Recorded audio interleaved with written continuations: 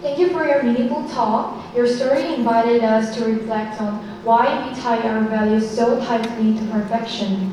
And since genuine radiance begins where perfection ends, it raises an important question. What would change in our lives if we allowed ourselves to be imperfect? Let's hear the question with us. And now, let's welcome our next presenter, Choi Yeonu, with her topic, tolerance.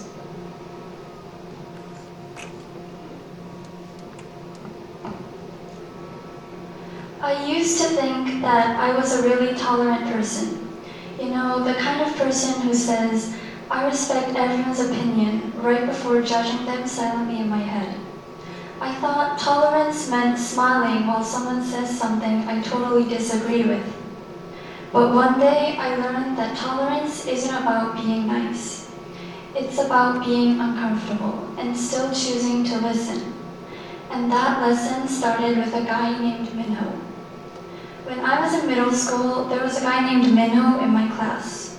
Loud, overconfident, always interrupting teachers. He was like a human mosquito, buzzing nonstop and somehow always near you.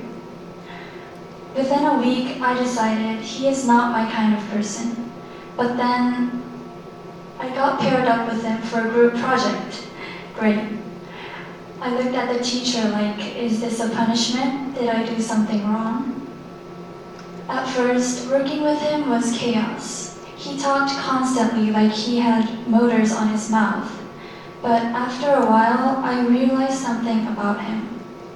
Whenever we went quiet, he would rush to fill the silence with another joke or random fact. His voice sped up when no one responded, and his laugh sounded a bit too forced. Also, he told me that at home he is actually very silent and doesn't talk much. That's when it hit me. Maybe he talks so much because he's scared of being ignored. That day, I realized how easy it is to dislike someone you don't actually know and understood the true meaning of tolerance. Tolerance isn't about agreeing with Minho. It's about recognizing his whole story. It's about seeing people beyond the first impression, beyond the habits that annoy us. So maybe tolerance isn't saying, I'll let you live even though I disagree. Maybe it's saying, I might not know your whole story, so let me try to understand. That takes patience, humility, and sometimes a lot of courage, especially with people like Minho. In today's world, it's easy to get swept up in outrage. Social media, news, even casual conversations. Everywhere you turn, people are shouting, judging, and dividing. Hate spreads faster than understanding, and disagreements often turn into battles instead of conversations. That's why tolerance matters now more than ever. It's the bridge between conflict and connection. In a society full of noise and anger, practicing tolerance isn't passive, it's revolutionary.